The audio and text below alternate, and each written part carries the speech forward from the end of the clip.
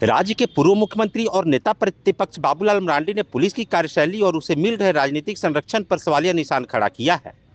आज रांची स्थित प्रदेश कार्यालय में आयोजित संवाददाता सम्मेलन को संबोधित करते हुए बाबूलाल मरांडी ने कहा कि झारखंड में सुनियोजित रूप से अपराधियों को बचाने का काम किया जा रहा है। पूर्व मुख्यमंत्री ने कहा कि सरकार ने पुलिस को वसूली गैंग बना दिया गया है। एसीबी पहले फाइल तैयार करती है और उसके बाद आरोपियों से समझौता करती है। भूमि घोटाले का जिक्र करते हुए उन्होंने कहा कि एसीबी ने बड़ी तत्परता को दिखाते हुए विनय चौबे समेत अन्य आरोपियों को गिरफ्तार किया, लेकिन समझौते के तहत 90 दिन गुजर जाने के बाद भी चार्जशीट दाखिल नहीं की। एसीबी की इस लापरवाही का नतीजा हुआ कि सभी आरोपियों को बेल मिल गई। पूर्व मुख्यमंत्री ने कहा कि प्रवर्तन निदेशालय जब निष्पक्ष रूप से जांच करती है तब झारखंड पुलिस पूरे कार्यालय को घेर लेती है। बाबूलाल मरांडी ने झारखंड उच्च न्यायालय से मांग करते हुए कहा कि इस तरह के मामले को स्वतः संज्ञान लेते हुए जांच करनी चाहिए। नेता प्रतिपक्ष बाबूलाल मरांडी ने अंश अंशिका लापता प्रकरण में भी पुलिस की कार्यप्रणाली पर नाराजगी व्यक्त की है। उन्होंने कहा कि शुरुआती दिनों में पुलिस ने इस मामले में टाल मटोल का रवैया अपनाया। इस मामले में सामाजिक संगठन बजरंग दल के 3 युवाओं ने बच्चों को जब खोज निकाला तब इसका श्रेय पुलिस ने अपने महकमे को दिया। बाबूलाल मरांडी ने कहा कि भारतीय जनता पार्टी उन 3 युवकों को सम्मानित करने का काम करेगी और मांग करती है कि पुलिस की ओर से घोषित इनाम की राशि 3 युवकों को दी जाए। बाबूलाल मरांडी ने कहा कि राज्य में लूट और अराजकता का माहौल है, यहाँ कोई भी सुरक्षित नहीं है। उन्होंने कहा कि झारखंड की सुरक्षा के लिए हम सभी को जगना होगा। तो पता चला कि ईडी के दफ्तर में झारखंड पुलिस के ऑफिसर लोगों ने घेर रखा है। फिर मैंने अपनी सोच से तहकीकात करने की मैंने कोशिश की, यार मामला है क्या। तब लोगों ने कहा कि सर थोड़ा अखबार भी पढ़ लीजिए। तो मैंने एक अखबार में देखा, कोई संतोष नाम करके व्यक्ति थे, उनको शायद ईडी ने पहले गिरफ्तार किया था, फिर बाद में बेल हुआ और कई लोगों की भी गिरफ्तारी हुई है। उसमें से जलापूर्ति योजना की बड़ा घोटाला है, जिसमें से आप सब लोगों को ध्यान में होगा कि 20 करोड़ रुपया जो निकाले गए थे भिन्न खाता में लोग डाला था, और उसके जांच के लिए उनको 2-3 बार सामान उनको मैंने क्या बोलते हैं उसको नोटिस भेजा गया, बुलाया गया ईडी ऑफिस में, लेकिन वो संतोष कुमार हाजिर ही नहीं हुआ। तो पता चला कि एकाएक सोमवार को वहां हाजिर हो जाता है, उपस्थित हो जाता है एकाएक, और कहता है कि हमसे बयान ले लीजिए, जो जानकारी जो मिल रही। उसके बाद ईडी वालों ने कहा कि ठीक है, आया है तो ले लिया जाए।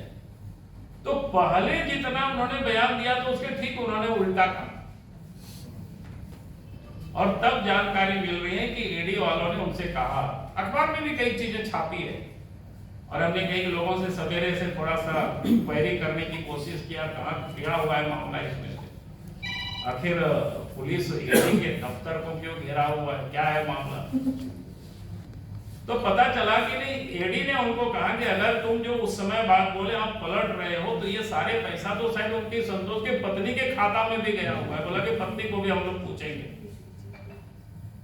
और उन्होंने दीवार में अपना मुंडी को पटका, थोड़ा सा खरोच लगा। फिर ईडी वालों ने शायद उसको हॉस्पिटल में जांच करवाया, फिर वापस लाया। इसके बाद फिर पूछताछ करके बाद छोड़ दिया बाकी सारी चीजें। ये शायद सोमवार की घटना है। मंगलवार को एयरपोर्ट के थाना में उन्होंने एफआईआर कर देते हैं कि हमको जान से मारने की साजिश। यानी आप कह सकते हैं सुनियोजित तरीके से इस राज्य में घोटालाबाजों को बचाने के लिए सरकार और पुलिस महकमा किस प्रकार से काम कर रही है, इससे बड़ा और ताजा उदाहरण कुछ भी नहीं हो सकता है। और लगता है नियम कानून को तर्ज पर रख करके डीजीपी को आज दादासाहब मिश्रा को भी शायद इसीलिए नियुक्त किया गया।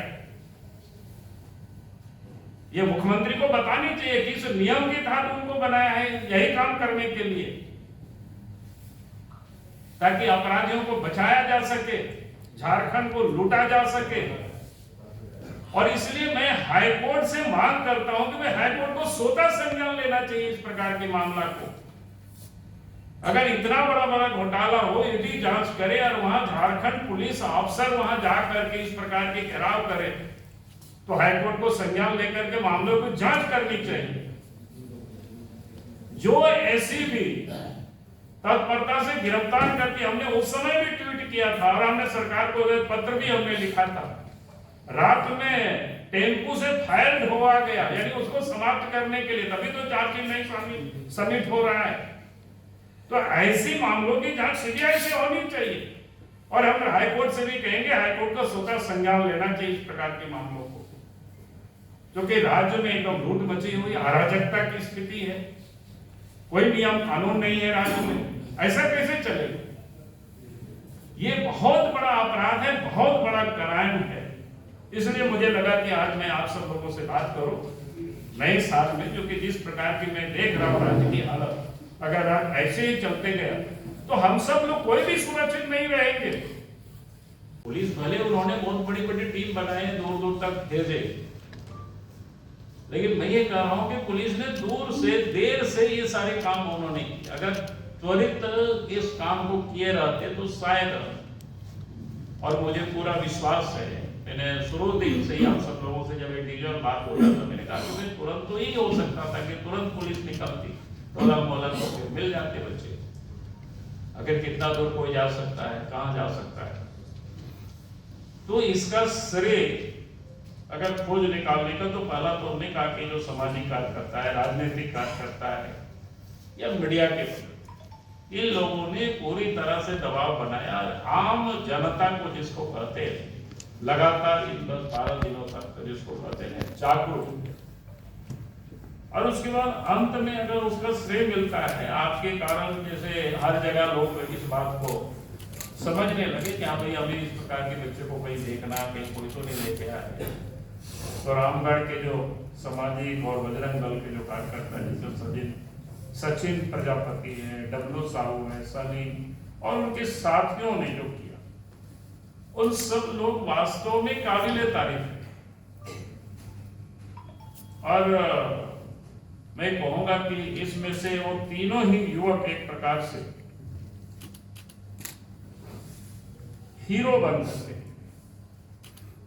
और मैं तो पुलिस प्रशासन से और सरकार से मैं निश्चित रूप से मांग करूंगा, जो पुलिस प्रशासन और सरकार के द्वारा जो घोषित इनाम जो घोषित की गई, वास्तव में उसके हकदार कोई है तो ये सारे नौजवान। पुलिस प्रशासन ऐसा नहीं करे कि भाई प्रमोशन पाने के लिए या वो जो 2 लाख या 4 लाख रुपए के उसको प्राप्त करने के लिए अपने ले, तो निश्चित रूप से पार्टी भी और मैं भी व्यक्तिगत रूप से इसका मैं विरोध करूंगा। इसलिए मैं पुलिस प्रशासन और सरकार से मैं कहता हूं कि सम्मानित तो इन नौजवानों को करना चाहिए, सचिन प्रजापति है, डब्लू साहू है, सानी है, ऐसे लोगों। और हम भी चाहेंगे कि ऐसे वीर बहादुर बच्चे, जिन लोगों ने जब ये सूचना मिली होगी सोशल मीडिया के माध्यम से, प्रेस के माध्यम से,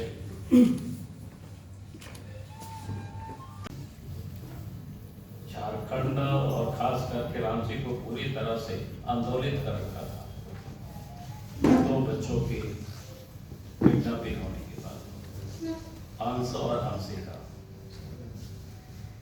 पुलिस किस प्रकार से काम करते हैं उसको अगर हम समझने की कोशिश करें, मैंने भी एकाध का प्रेस वालों के साथ बात की तो मैंने कहा था कि पुलिस को जब कोई इस प्रकार की सूचनाएं थाना को दी जाती है, तो कम से कम ये जो छोटे बच्चे होते हैं उस पर वो केवल नहीं ले सकते, 1-2 दिन का कोई इंतजार नहीं कर सकते। बड़े बच्चे होते हैं तो शायद 1 दिन इंतजार भी कर सकते हो, सके कहीं दोस्त यारों के साथ घूमने के लिए गया।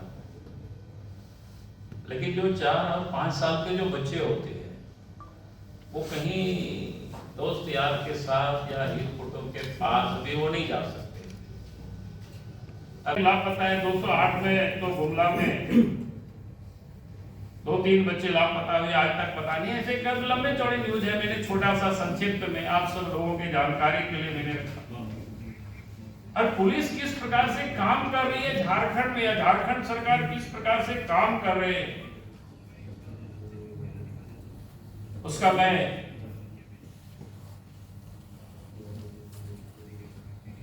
मतलब एसीबी का आप सबको ध्यान में है।